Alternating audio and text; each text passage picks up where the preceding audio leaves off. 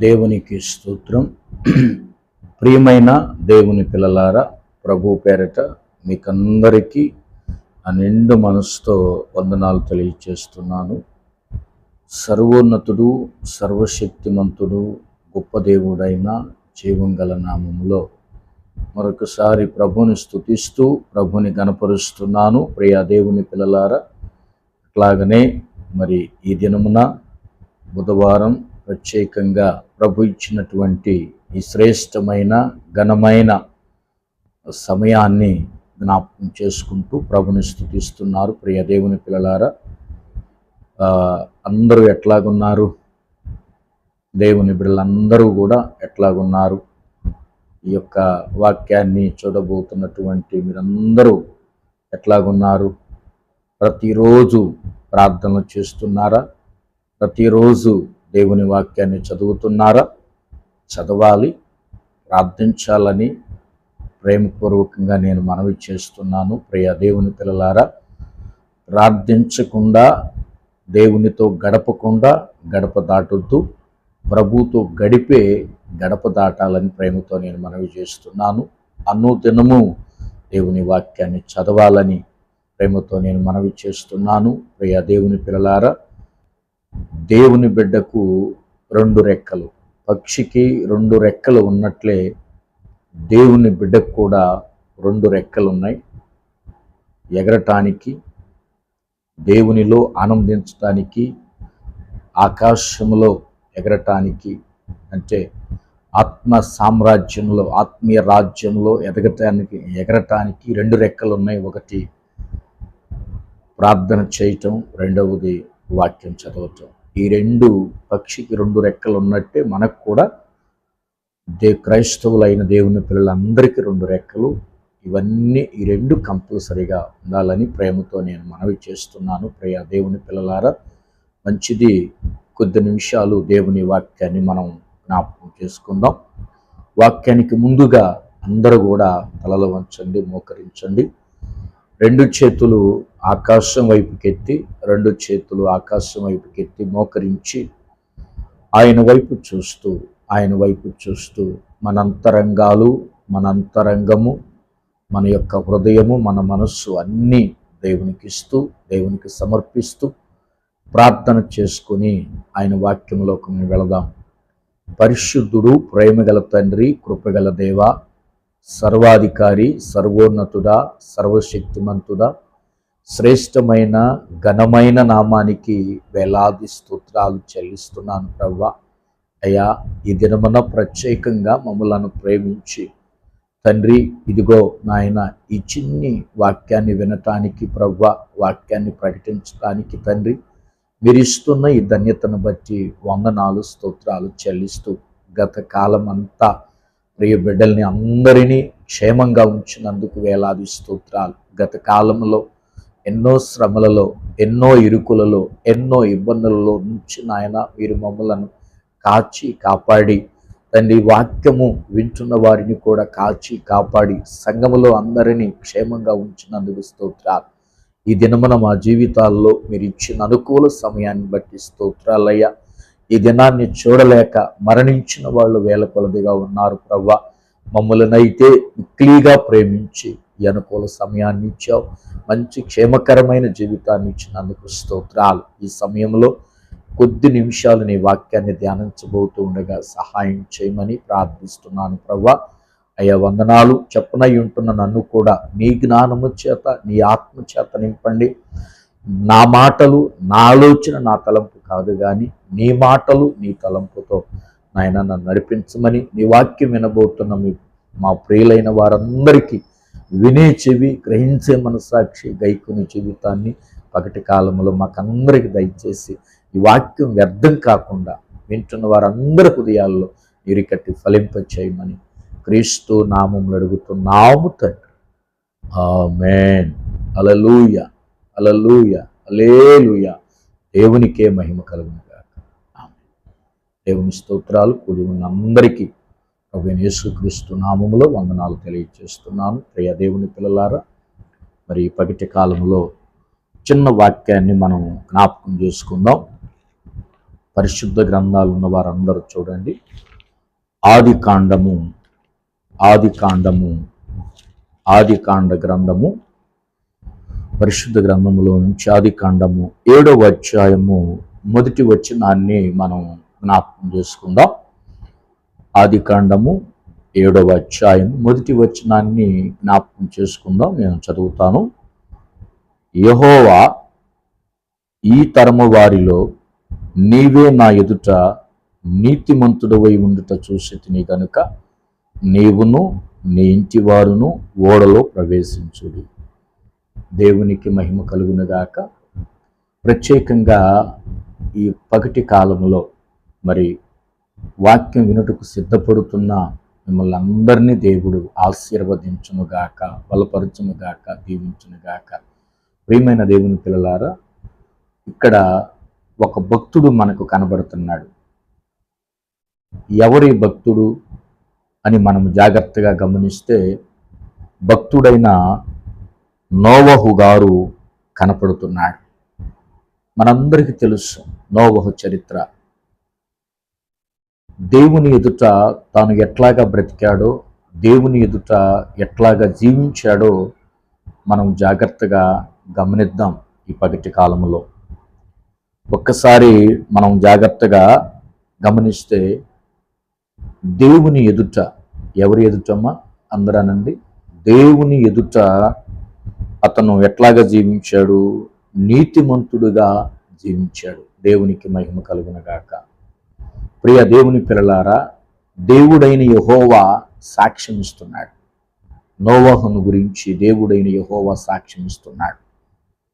ఏమని సాక్ష్యం ఇస్తున్నాడు అని మనం జాగ్రత్తగా గమనిస్తే, కుమారుడా, నీవు నా ఎదుట నీతిమంతుడై ఉండుట నేను చూసి తిని అంటున్నాడు. ఏ సందర్భంలో, ఏ కాలములో నీతిమంతుడై ఉండట చూశాడు? జాగ్రత్తగా గమనిస్తే నోవహు కాలం భయంకరంగా ఉంది. నోవహు ఏ కాలంలో జీవించాడో తెలుసా? సృష్టి ఆరంభంలో జీవించాడు.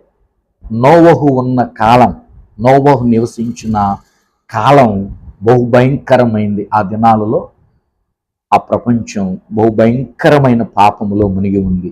ఎంత పాపములో మునిగి ఉందో చూద్దాం ఒకసారి.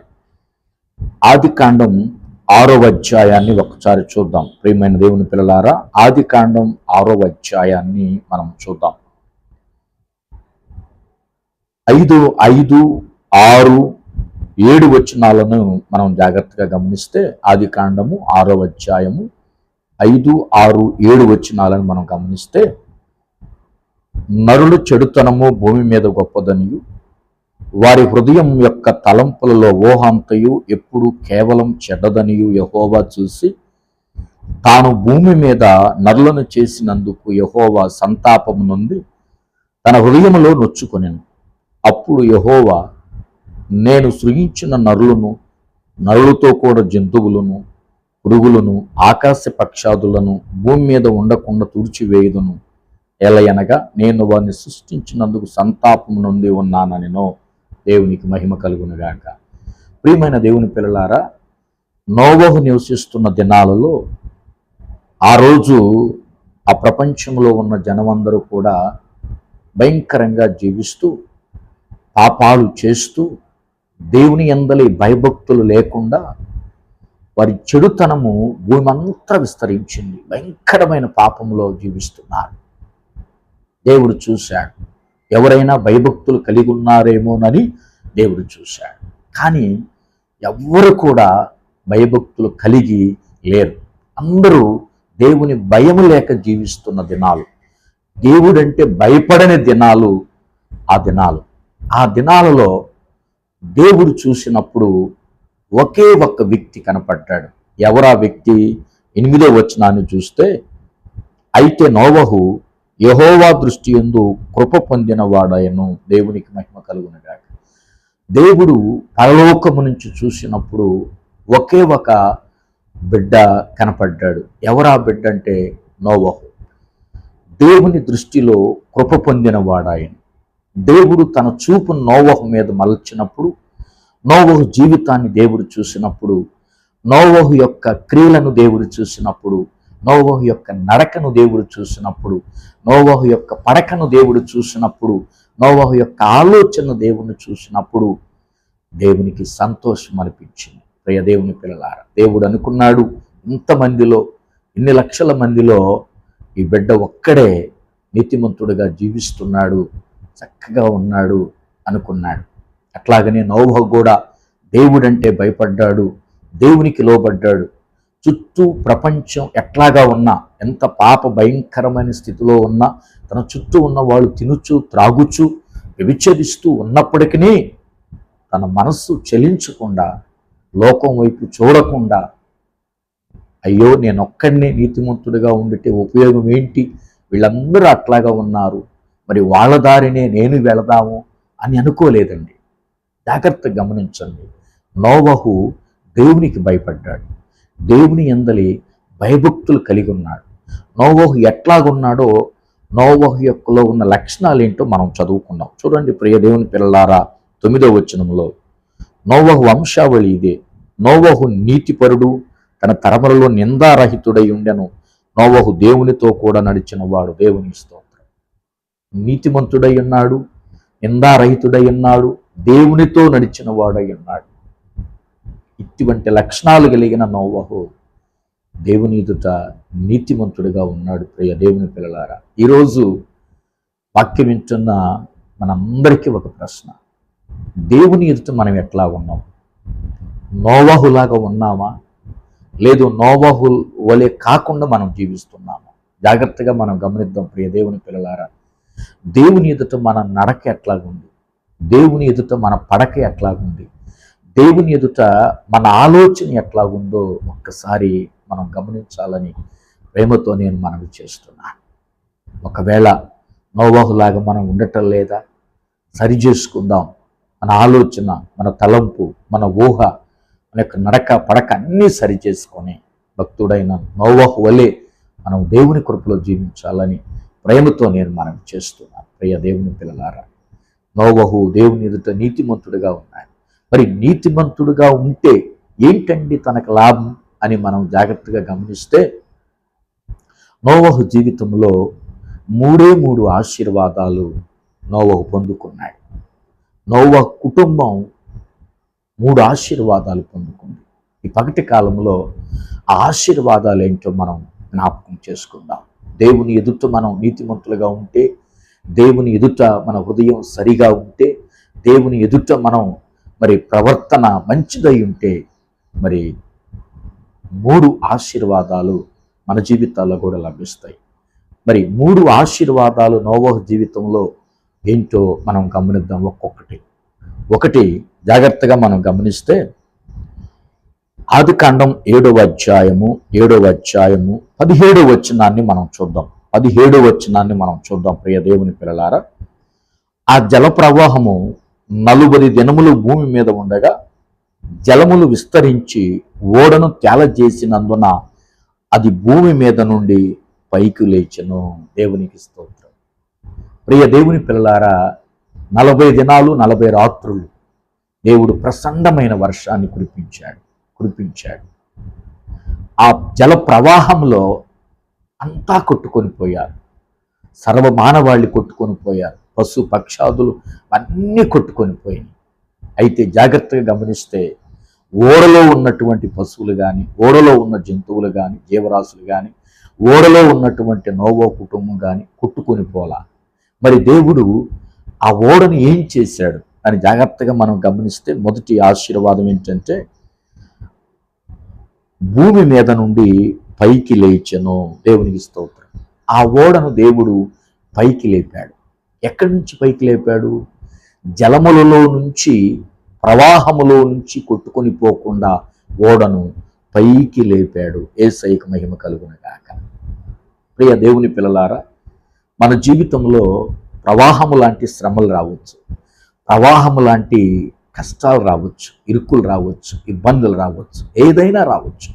ఏది వచ్చినా కూడా, ఎన్ని సమస్యలు వచ్చినా, ఎన్ని బాధలు వచ్చినా, ఎన్ని కష్టాలు వచ్చినా, ఎవరేమనుకున్నా కూడా, ఈ నిందల్లో, ఈ శ్రమల్లో, ఈ ఆపదల్లో మనము దేవుని వైపు చూడగలిగిన రోజున దేవునిని స్తుతించగలిగిన రోజున, దేవునిని మహిమపరచగలిగిన రోజున ఈ ఓడను పైకి లేవనెత్తినట్టుగానే దేవుడు మనల్ని కూడా పైకి లేవనెత్తుతాడు. వీటన్నిటి నుంచి తప్పించి ఉన్నత స్థితిలో ఉంచాడు. దేవునికి మహిమ కలుగునుగాక. ప్రియ దేవుని పిల్లలారా, ఓడను దేవుడు నీటిలో విడిచిపెట్టలేదండి. విడిచిపెట్టాడా అమ్మా? అయ్యలారా, అమ్మలారా, విడిచిపెట్టాడా? సహోదరి సహోదరుడా, అక్క చెల్లి తమ్ముడు, ఆ ఓడను నీటిలో విడిచిపెట్టాడా? విడిచిపెట్టలేదు. ప్రళయములో విడిచిపెట్టాడా? విడిచిపెట్టలేదు.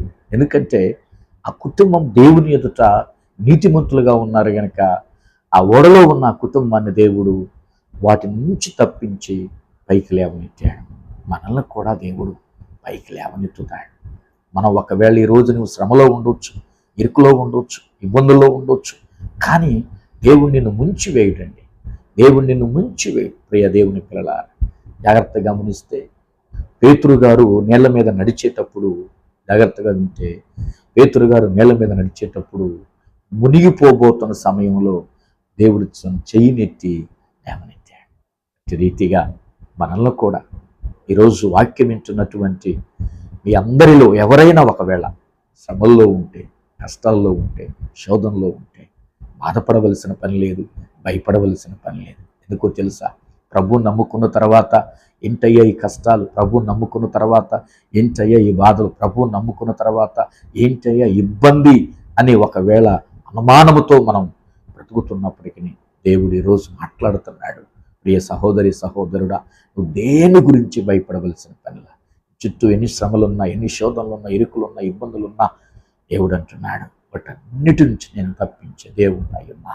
కాబట్టి ఆయన వైపు చూద్దాం. ఆయన వైపు చూసినప్పుడు దేవుడు మనల్ని ఉన్నత స్థితిలో ఉంచుతాడనేది దేవుని వాక్యం. ప్రియ దేవుని పిల్లలారా, రెండవది, దేవుడు నోవా కుటుంబానికి చేసిన మేలు ఏంటంటే, ఒకటి, కుటుంబాన్ని దేవుడు పైకి లేవనెత్తాడు.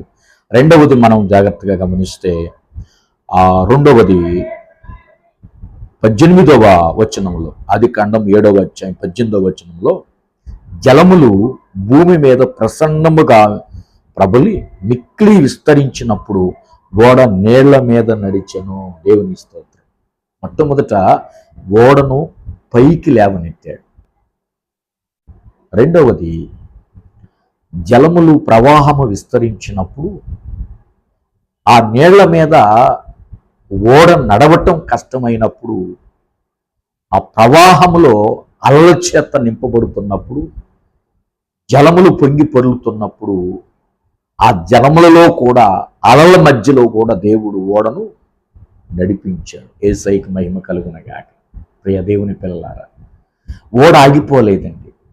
లేవనెత్తిన దేవుడు అట్లాగనే ఓడను వదిలిపెట్టల. ఓడను పైకి లేవనెత్తి నడిపించటం ప్రారంభించాడు. దేవునికి స్తోత్రం. ప్రియ దేవుని పిల్లలారా, మరి ఆయన నడిపించే దేవుడండి. ఒక పాట కూడా ఉంది కదా మనకి, నడిపిస్తాడు నా దేవుడు శ్రమల్లోనైనా, కష్టాల్లోనైనా, ఇరుక్కులనైనా, ఇబ్బందులనైనా. అవును, ఆలోచన చెప్పి వెన్ను తట్టి నడిపిస్తాడు మన దేవుడు. ప్రియ దేవుని పిల్లలారా, జాగ్రత్తగా మనం గమనిస్తే, ఈ నోవహు ఓడను జలముల మీద నడిపించినట్టుగా, అతి కష్ట ప్రయాణాన్ని కూడా దేవుడు సులభతరం చేసినట్టుగా మన జీవితాల్లో కూడా మనం ముందుకు నడిపిస్తాడు. నీవు అనుకోవచ్చు, అయ్యో ఆ కుటుంబం ముందుకెళ్ళట్లేదే, నా ఆత్మీయ జీవితం ముందుకెళ్ళట్లేదే, ముందుకెళ్ళలేకపోతున్నానే, ఈ శ్రమలు నన్ను ఆపి చేస్తున్నాయి, ఈ శోధన నన్ను ఆపు చేస్తుంది, ఈ బలహీనత నన్ను ఆపుతుంది, ఈ ఎట్లాగా ప్రార్థించలేకపోతున్నాను, స్తుతించలేకపోతున్నాను, కనపరచలేకపోతున్నాను అనుకుంటున్నావా? భయపడవలసిన పని లేదు. ఆయన వైపు చూసినప్పుడంట దేవుడు ముందుకు నడిపిస్తాడు. దేవునికి మహిమ కలుగునగాక. ఆయన గొప్ప కాపరి. ప్రియ దేవుని పిల్లలారా, ఆయన గొప్ప కాపరి. ఎంత మంచి కాపరి అంటే, మన ముందుండి మనల్ని నడిపించే కాపరి. యోహాను సువార్త 10వ అధ్యాయంలో అంటాడు, నా గొర్రెల కంటే ముందుగా నేను నడుస్తానంటాడు. అవును ప్రియ దేవుని పిల్లలారా, ఇశ్రాయేలీల కంటే ముందుగా మరి మేఘస్తంభం, అగ్ని నడిచినట్టుగా, ఇశ్రాయేలు ప్రజలకు ముందుగా దేవుడైన యెహోవా నడిచినట్టుగా మనకంటే ముందుగా ఆయన నడిచి మనల్ని నడిపిస్తాడు. ప్రియ దేవుని పిల్లలారా, ఎన్ని శ్రమల్లో ఉన్నా, ఎంత కష్టంలో ఉన్నా, ఎన్ని బాధల్లో ఉన్నా దేవుడిని విడిచిపెట్టాడు, ముందుకే నడిపిస్తాడు. మనం భయపడవలసిన పని లేదు ప్రియ దేవుని పిల్లలారా. అందుకని దేవుని వాక్యంలో నోవహు జీవితంలో నోవహును కుటుంబాన్ని దేవుడు నడిపించాడు, ఓడను నడిపించాడు. అట్లాగనే మన జీవితంలో కూడా దేవుడు ముందుకు నడిపిస్తాడు. మన కుటుంబాలు, మన యొక్క ప్రతి పని ఆగదు, దేవుడు నడిపిస్తాడు. ఎప్పుడు మనం దేవుని వైపు చూసినప్పుడు అట్లాగనే దేవుని వైపు చూసి ముందుకు నడవాలని ప్రేమతో నేను మనవి చేస్తున్నాను. ప్రియ దేవుని పిల్లలారా, మూడవది మనం జాగ్రత్తగా గమనిస్తున్నప్పుడు, ఒకటి నోవహు ఓడను దేవుడు పైకి లేవనెత్తాడు, రెండవది నోవహు ఓడను దేవుడు నడిపించాడు, మూడవది మనం జాగ్రత్తగా గమనిస్తే ప్రియ దేవుని పిల్లలారా, ఆదికాండం 8వ అధ్యాయము 4వ వచనాన్ని మనం చూద్దాం. ఒక్కసారి బైబిల్స్ వారు చూడండి. మరి ఆదికాండం 8వ అధ్యాయము 4వ వచనాన్ని మనం జాగ్రత్తగా 4-5 వచనాలు జాగ్రత్తగా గమనిస్తే, 7వ నెల 17వ దినమున ఓడ అరారాతు కొండల మీద నిలిచెను. దేవుని స్తోత్రం.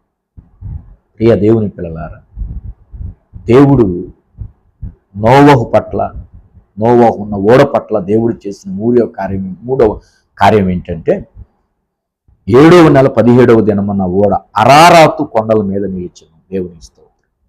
ఒకటి, ఓడను దేవుడు పైకి లేవనెత్తాడు, రెండవది ఓడను దేవుడు నడిపించాడు, మూడవ మేలు ఏంటంటే ఓడను స్థిరపరిచాడు. దేవుని స్తోత్రం. ఎక్కడ స్థిరపరిచాడు? మనం జాగ్రత్తగా దేవుని వాక్యంలో చూస్తే అరారాతు కొండల మీద స్థిరపరిచాడు. కొండ ఎంత ఎత్తు ఉంటుందండి? జాగ్రత్తగా, కొండ ఎంత ఎత్తు ఉంటుంది? చాలా ఎత్తు ఉంటుంది కొండ. ఆ కొండ మీద దేవుడు ఈ ఓడను నిలిపాడు. అంటే జలములకు అందని రీతిలో దేవుడు ఒక ఉన్నత స్థలం మీద దేవుడు నిలిపాడు. కొండ అంటే రాయి అని అర్థం. ఈ కొండ మీద దేవుడు నిలిపాడు. ప్రియ దేవుని పిల్లలారా, జాగ్రత్తగా గమనిస్తే దేవుడు మనల్ని ఎక్కడ నిలిపాడో తెలుసా? బండ మీద నిలిపాడు. దేవుని స్తోత్రం. మనల్ని దేవుడు బండ మీద నిలిపాడు.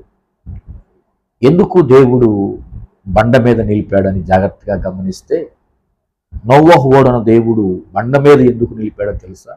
కొండ కదలదు, కొండ స్థిరంగా ఉంటుంది, కొండ బలంగా ఉంటుంది, కొండ బలమైన స్థితిలో ఉంటుంది కనుక ఆ బలమైన రాతి మీద ఓడను నిలిపినట్టుగానే మనల్ని కూడా దేవుడు బండ మీద నిలిపాడు. అందుకని దావీదు గారు అంటాడు కీర్తన గ్రంథంలో, అయ్యా జగటగల దొంగ ఊబి నుంచి నన్ను పైకి లేవనెత్తి అయ్యా బండ మీద నా పాదములు స్థిరపరిచామంటాడు. దేవుని స్తోత్రం. ప్రియ దేవుని పిల్లలారా, దావీదుని అనేక శ్రమల నుంచి, ఇబ్బందుల నుంచి దేవుడు లేవనెత్తి బండ మీద నిలిపాడు. ఆ బండ ఎవరు? క్రీస్తు అనే బండ. అందుకని దావీదుకి ఎన్ని శ్రమలు వచ్చినా, ఎన్ని కష్టాలు వచ్చినా తొనగలేదు, తప్పిపోలేదు, పడిపోలేదు. ఎందుకంటే తను బండ మీద నిలిపాడు, బండ మీద స్థిరపరిచాడు.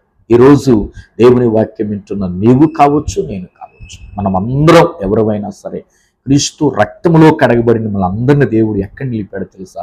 బండ మీద నిలిపాడు. ఆ బండ క్రీస్తే. మత్తయి సువార్త 7వ అధ్యాయంలో జాగ్రత్తగా గమనిస్తే, ఈ నా మాటలు విని వాటి చొప్పున చేయు ప్రతివాడు బండ మీద ఇల్లు కట్టిన బుద్ధిమంతుడిని పోలి ఉన్నాడు. ఎస్, జాగ్రత్తగా గమనిస్తే ప్రియ దేవుని పిల్లలారా, ఆయన మాటలు విని ఆయన మాటల ప్రకారంగా మనం జీవించగలిగితే మనం ఎక్కడ కట్టబడతాం? బండ మీద కట్టబడతాం.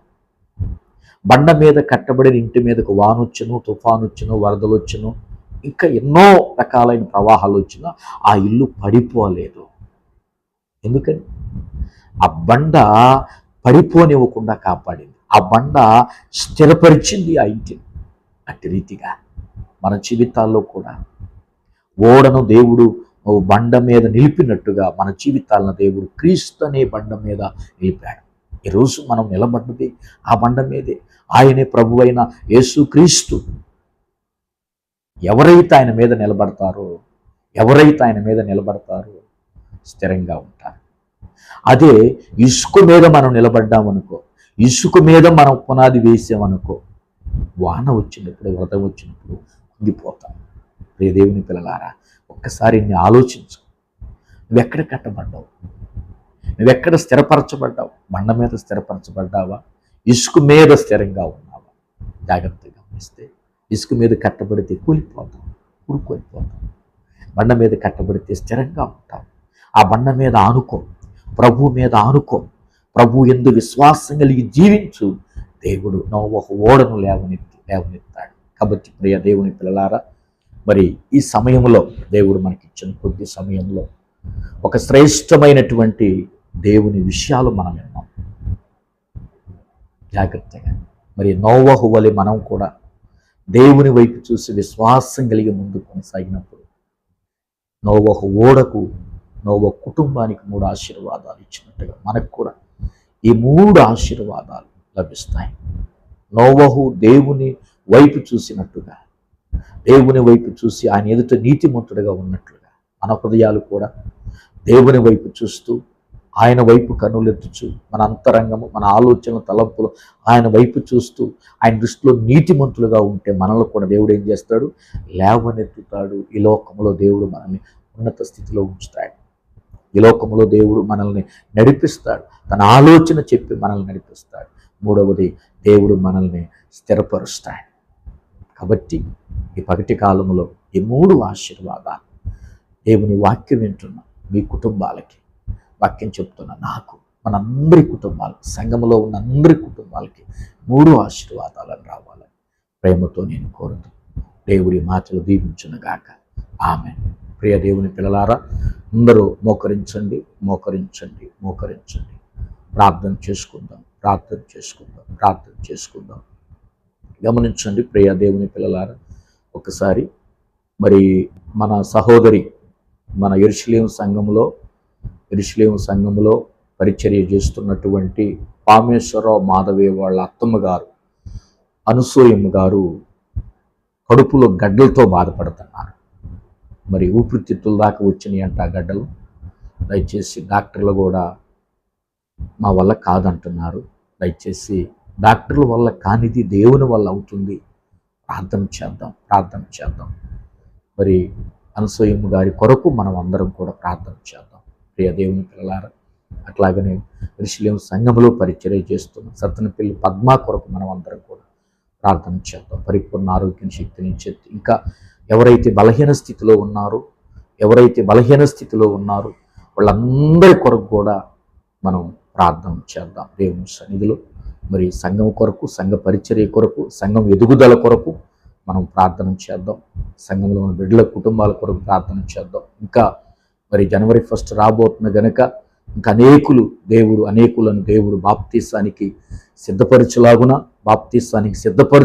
కూడా మనం ప్రార్థన చేద్దాం. ప్రియమైన దేవుని పిల్లలారా, అట్లాగే బయలుదేశం అక్క గారి కొరకు, వాళ్ళ కుటుంబాల కొరకు ప్రార్థన చేద్దాం. భారతదేశం కోసం, దేశంలో జనం కోసం, రక్షణ కొరకు, సేవకుల కొరకు, సంఘాల కొరకు, అన్నిటి కొరకు, రైతుల కొరకు, పంటలు వేస్తున్న రైతుల కొరకు, పనిబాట్లకు వెళుతున్న వారి కొరకు, విద్యార్థుల కొరకు, యవనస్తులైన వారి కొరకు, అందరి కొరకు మనం ఈ సమయంలో ప్రార్థన చేద్దాం.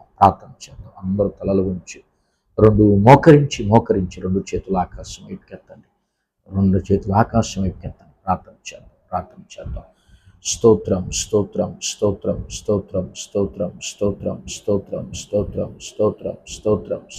తండ్రి, పరిశుద్ధుడు, ప్రేమగల తండ్రి, కృపగల దేవ, సర్వాధికారి, సర్వోన్నతుడా, సర్వశక్తిమంతుడా, నీ పాదాలు వందనాలు, స్తోత్రాలు తెలియజేస్తున్నా. గొప్ప దేవుడా, ఆశ్చర్యకరుడా, ఆలోచనకర్త, నీకు వందనాలు, స్తోత్రాలు తెలియజేస్తున్నానయ్యా. ఈ సమయంలో ఇంతవరకు ఈ కొద్ది వాక్యాన్ని ధ్యానించడానికి, ప్రకటించడానికి తండ్రి, నీ బిడ్డలతో కలిసి వినుటకు మీరు మాకందరికి ఇచ్చిన ఈ కృపను బట్టి వందనాలు, స్తోత్రాలు తెలియజేస్తున్నాను. అట్లాగనే తండ్రి, ఇప్పటివరకు చెప్పిన ఈ మాటలను బట్టి కృతజ్ఞతా స్తోత్రాలు తెలియజేస్తున్నానయ్యా. ఒక భక్తుని మా ముందు ఉంచావు ఈ పగటి కాలంలో, ఒక దైవజనుని మా ముందు ఉంచావు ఈ పగటి కాలంలో. ఎవరా భక్తుడంటే నోవహు గారు. తండ్రి నీకు స్తోత్రాలు. ఆ రోజు మొదటి ప్రపంచం అంతా భయంకరంగా జీవిస్తున్నప్పుడు తండ్రి, భయంకరమైన స్థితిలో పాపములో జీవిస్తున్నప్పుడు, నీ యందు భయభక్తులు లేని జీవితాలు జీవిస్తున్నప్పుడు, విచ్చలవిడిగా పాపం చేస్తున్నప్పుడు నీ కోపం వచ్చిందయ్యా, నీ ఉగ్రత కుమ్మరించావయ్యా. ఆ కాలంలో నీ వెతికినప్పుడు ఒక భక్తుడు కనపడ్డాడు, ఆయనే నోవహు గారు. తండ్రి వందనాలు. నీ ఎదుట నీతిమంతుడై ఉన్నాడు, నీ ఎదుట నిందారహితుడై ఉన్నాడు, నీతో నడిచాడు తండ్రి. అటు భయంకరమైన లోకంలో, ఆ పాప లోకములో నీతో కలిసి నడవటం ఎంత గొప్పతనం, ఎంత ఆశ్చర్యకరమయ్యా. అందుకనే నోవహు కుటుంబం పట్ల 3 కార్యాలు చేశావు. ఒకటి, నోవహు కుటుంబాన్ని ప్రభువా నువ్వు లేవనెత్తావయ్యా. నోవహు కుటుంబాన్ని నడిపించావు, నోవహు కుటుంబాన్ని బండ మీద స్థిరపరిచావు. అట్టి రీతిగా ఈ పగటి కాలంలో ఈ వాక్యం విన్న మా అందరి జీవితాలలో ప్రభువా అయ్యా అయ్యా మమ్మలను లేవనెత్తే దేవుడవు నీవు ప్రభువా. ఎవరైతే అయ్యో మేము ఆర్థికంగా లెగవలేకపోతున్నాము, ఆర్థికమైన బలహీన స్థితిలో మేమున్నాము, ఈ అనారోగ్యముతో నేను బాధపడుతున్నాను, ఇదిగో ఈ సమస్యలతో నేను బాధపడుతున్నాను, ఇరుకులతో నేను బాధపడుతున్నాను, ఎవరైతే కృంగిపోతున్నారో ప్రభువా, కృంగిపోతున్నారు, బాధపడుతున్నారు, నువ్వంటున్నావు బాధపడవలసిన పని లేదు, లేవనెత్తేవాడు నేనున్నానంటున్నావయ్యా. లేవనెత్తయ్యా, లేవనెత్తయ్యా. నోవహు ఓడను తండ్రి అంత ప్రళయంలో కూడా నువ్వు లేవనెత్తి ప్రభువా స్థిరపరిచావయ్యా. అట్టి రీతిగా వాక్యం విన్న ఎందరై జీవితాల్లో అయితే కృంగిపోతున్నారు ప్రభువా అయ్యా, కృంగిన జీవితాల నుంచి లేవనెత్తమని కూడా ప్రార్థిస్తున్నానయ్యా. వందనాలు. నోవహు ఓడకు జరిగిన 2వ మేలు అయ్యా, ఓడను నడిపించావు, ఓడను నడిపించావు, ఓడను నడిపించావు తండ్రి, సముద్రములో నడిపించావు అయ్యా. నీకు వందనాలు, స్తోత్రాలు. అట్టి రీతిగా ప్రతి కుటుంబాన్ని నీవు నడిపించయ్యా. ప్రతి భార్య, ప్రతి భర్త, ప్రతి ఒక్క పిల్లలు, ప్రతి అత్తమామలు, ప్రతి యవనస్తులు కుటుంబాలను మీరు నడిపించాయి, సంఘాలు నడిపించాయి, దేశాన్ని నడిపించాయి, సమస్త వైనవారిని నీ కృపలో నడిపించమని ప్రార్థిస్తున్నాను తండ్రి. మేము నడిస్తే నడవలేము ప్రభువా, నీవు నడిపించగల దేవుడు అయ్యా. నీకు వందనాలు, స్తోత్రాలు. మీరు నడిపించండి, మీరు నడిపించమని ప్రార్థిస్తున్నాను తండ్రి. నీ నామానికి వందనాలు, స్తోత్రాలు. నోవహు ఓడకు చేసిన 3వ మేలు ఏంటంటే, ఓడను తండ్రి అయ్యా ఇదిగో బండ మీద నిలిపావు, అరారాతు కొండల మీద నిలిపినట్టుగా ప్రభువా అయ్యా అయ్యా అయ్యా. ఎందరైతే వాక్యం వింటున్నారో, ఎందరైతే వాక్యాన్ని విన్నారో ప్రభువా, వాళ్ళందరి యొక్క జీవితాలు బండ మీద స్థిరపరచయ్యా. ఇసుక మీద వద్దయ్యా, ఇసుక మీద వద్దయ్యా, ఇసుక మీద మేము ఉండకూడదయ్యా అయ్యా. సారము లేని ఇసుక మీద మేము ఉండకూడదయ్యా, సారము కలిగిన బండ మీద మేము నిలబడాలి. ఆ బండ క్రీస్తేనయ్యా, క్రీస్తేనయ్యా. నీ మీద మేము నిలబడాలయ్యా, నీ మీద మేము ఆనుకోవాలయ్యా, నీ మీద మేము ఆధారపడాలి. కానీ లోకం మీద, బంధువుల మీద, స్నేహితుల మీద మేము ఆధారపడకూడదయ్యా. నీ స్తోత్రాలయ్యా అయ్యా అయ్యా. ప్రతి ఒక్కరిని మీద ఆధారపడడానికి సహాయం చేయమని ప్రార్థిస్తున్నాను తండ్రి. నీ నామానికి వందనాలు, స్తోత్రాలు. ఈ 3 ఆశీర్వాదాలు ప్రతి కుటుంబంలో దేవుడు దయచేయునుగాక. వందనాలు, స్తోత్రాలు తెలియచేస్తూ అయ్యా అయ్యా మా సంఘమును, సంఘ బిడ్డలను కూడా మీరు దీవించి ఆశీర్వదించమని ప్రార్థిస్తున్నాను తండ్రి. నీ నామానికి వందనాలు, స్తోత్రాలు తెలియచేస్తున్నాను ప్రభువా. అట్లాగనే తండ్రి భారతదేశాన్ని గురించి ప్రార్థిస్తున్నాను. నా దేశ ప్రజలకి రక్షణ, మారు మనసును దయచేయమని ప్రార్థిస్తున్నాను తండ్రి. ఈ నామానికి వందనాలు, స్తోత్రాలు తెలియచేస్తున్నాను అయ్యా. ప్రతి ఒక్కరికి రక్షణ, మారు మనసు దయచేయి. ప్రతి ఇంటికి రక్షణ, మారు మనసు. రాజకీయ నాయకులు అయ్యా అయ్యా, పరిపాలిస్తున్న అధికారులు, మంత్రులు, మినిస్టర్లు అందరి కొరకు ప్రార్థన, వారికి అందరికీ రక్షణ, మారు మనసు దయచేయమని ప్రార్థిస్తున్నాను అయ్యా. యవనస్తులైన బిడ్డలకు రక్షణ, మారు మనసు దయచేయమని ప్రార్థిస్తున్నాను అయ్యా అయ్యా. కుటుంబాల్లో సంతోషం ఉండే భాగ్యం దయచేయమని ప్రార్థిస్తున్నాయ్యా. నీ సువార్త భారతదేశం అంతటా ప్రకటించబడాలి, భారతదేశం అంతటా నీ సువార్త ప్రకటించబడాలయ్యా. ప్రతి గ్రామంలో, ప్రతి వీధిలో, ప్రతి ఇంటికి నీ సువార్త ప్రకటించబడే భాగ్యం దయచేయమని ప్రార్థిస్తున్నాను అయ్యా అయ్యా. చదువుకునే విద్యార్థులకు ప్రభువా మంచి జ్ఞానాన్ని, మంచి తెలివితేటలు దయచేయమని ప్రార్థిస్తున్నాను ప్రభువా. ఇంకా నాయన అయ్యా ప్రతి ఒక్కరిని మీ జ్ఞాపకం చేసుకుని ఆయన సేవకులను దేశంలో బహుబలంగా వాడుకొని బలపరచయ్యా.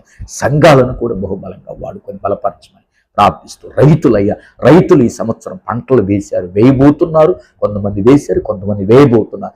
రైతులు కళ్ళలో ఆనందాన్ని చూడాలి. వాళ్ళు వేస్తున్న పొలాలను దీవించయ్యా, ఆశీర్వదించయ్యా, బలపరచమని కూడా ప్రార్థిస్తున్నాను తండ్రి.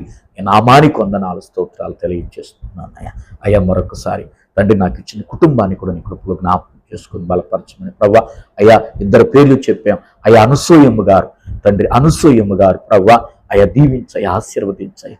ఆ బిడ్డ క్యాన్సర్తో బాధపడుతుందయ్యా. అయ్యా ఆ బిడ్డను దర్శించయ్యా, ఆ బిడ్డను దర్శించయ్యా, ఆ బిడ్డను దర్శించయ్యా. నీ పాదాలు కొందనాలు, స్తోత్రాలయ్యా. ఆ బిడ్డకు మంచి ఆరోగ్యాన్ని, శక్తిని, బలాన్ని మీరు దయచేయమని ప్రార్థిస్తున్నానయ్యా. లేవనెత్తయ్యా, లేవనెత్తయ్యా. ఆ తల్లిని లేవనెత్తయ్యా. నీ సన్నిధిలో సాక్షిగా నిలబెట్టుకోమని ప్రార్థిస్తున్నానయ్యా. వందనాలు, స్తోత్రాలయ్యా. పద్మాను కూడా జ్ఞాపకం చేసుకోయి, పద్మ సహోదరిని కూడా జ్ఞాపకం చేసుకోయి. నీ శక్తిని, బలం, నీ ఆరోగ్యం దయచేయండి అయ్యా. అయ్యా ఇంటికి నడిపించాలి, నీ సన్నిధిలో సాక్షిగా నిలబెట్టుకో. ఎందరైతే హాస్పిటల్లో బలహీన స్థితిలో ఉన్నారో ప్రభువా, వాళ్ళందరి కొరకు నేను ప్రార్థిస్తున్నాను అయ్యా. వాళ్ళందరినీ దీవించయ్యా, ఆశీర్వదించమని అయ్యా.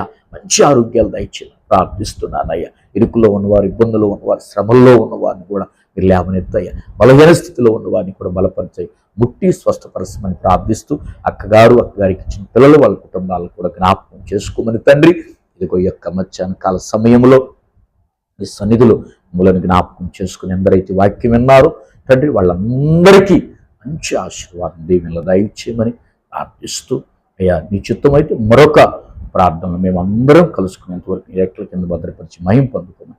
క్రీస్తు నామం అడుగుతున్నాము తండ్రి, ఆమేన్. ప్రవేశు రక్తమే చేయి, ప్రవేశు రక్తమే సంపూర్ణ విషయం, అపవాది క్రియలు కనంత నాశనం కలుగునుగాక.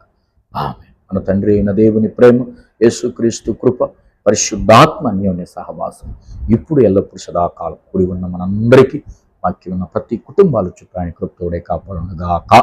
ఆమేన్, ఆమేన్, ఆమేన్. క్రైస్తవులారా, హల్లెలూయా. ప్రియ దేవుని పిల్లలారా, గమనించండి. మీ ప్రార్థన అవసరతలు ఉంటే, ఎవరికైనా ప్రార్థన అవసరతలు ఉంటే దయచేసి మరి నాకు ఫోన్ చేయండి. మరి ఎప్పుడైనా మీ కొరకు సంఘంలో పెట్టి నేను ప్రార్థన చేయిస్తాను. నా ఫోన్ నంబర్ రాసుకోండి, 630 136 31 96. మరలా చెప్తున్నాను, 630 136 31 96. దయచేసి నా పేరు షేక్ జీవప్రకాష్. గమనించండి ప్రియ దేవుని పిల్లారా, మీ ప్రార్థన అవసరతలు మాకు తెలియపరిస్తే సంఘంలో పెట్టి నేను ప్రార్థన చేస్తాను. గమనించండి. ఇంకొక ప్రకటన, మరి ఈ పరిచర్యకు అందరూ సహకరించాలని నేను దైవజనుడిగా ప్రేమతో మనవి చేస్తున్నాను. దయచేసి దేవుడు మీకు ప్రేరేపిస్తే, దేవుడు మీతో మాట్లాడితే ఈ యెరూషలేము మినిస్ట్రీకి అందరూ ఆర్థికంగా సహాయం చేయాలని ప్రేమతో నేను మనవి చేస్తున్నాను. నా ఫోన్పే నెంబర్ కూడా ఇందాక మీకు చెప్పిన నెంబరు, ఫోన్పే నెంబర్ కూడా జ్ఞాపకం చేసుకోండి, 630 136 31 96. మరలా చెప్తున్నాను, నా ఫోన్పే నెంబరు 630 136 31 96. దయచేసి ఈ పరిచర్యకు మీ అమూల్యమైన కానుకలు పంపించి ఆర్థికంగా సహాయం చేయగలరు. ప్రార్థనాపూర్వకంగా కూడా మా పరిచర్య కొరకు ప్రార్థించాలని ప్రేమతో నేను మనవి చేస్తున్నాను. ప్రైస్తలాడు. హల్లెలూయా. దేవునికే మహిమ కలుగును గాక. ఆమేన్. విన్న మీకు అందరికీ ప్రభు పేరట మరొకసారి వందనాలు తెలియజేస్తున్నాను. దేవుడు మిమ్మల్ని అందరిని దీవించి బలపరిచి ఆశీర్వదించును గాక. ఆమేన్, ఆమేన్, ఆమేన్. ప్రైస్తలాడు.